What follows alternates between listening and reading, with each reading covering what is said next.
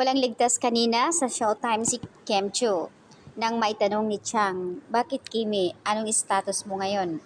Pero makikita sa mata ni Kim Chiu, super ang saya. Pero mas gusto ko yung sinabi ni Teddy na complicated. Aamin man si Kim o hindi, kitang-kita na sa mata, sa ngiti niya, na sobrang happy siya.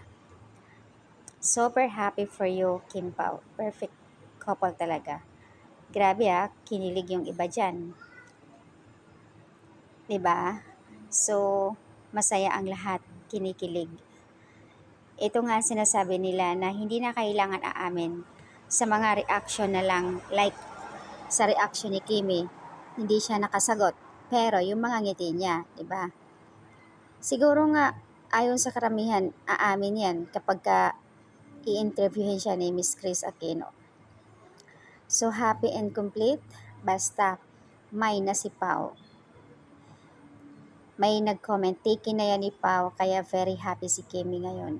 Always naman masayahin si Kimi sa Showtime, grabe. Pero yung tanong lang talaga ni Chang na anong status, na kakaiba yung reaction niya. 'Di ba? Yung mga ngiti niya, tawa niya, mata, nako, yung may pa-secrets. Pero, syempre, alam na ng lahat. Walang sinagot si Kim, pero I agree, just keep it secret kasi baka magiging complicated. Hehe, be happy na lang tayong lahat. Basta alam na natin yung mga galawan nila. Konting push pa, Chang. Aamin din yan. Ang ganda ng tanong ni Ami Perez kanina. Doon ako sa mga tawa at smile ni Kimi. Doon tayo sumasama sa mga mata at ngiti niya. Ibig sabihin, masaya siya.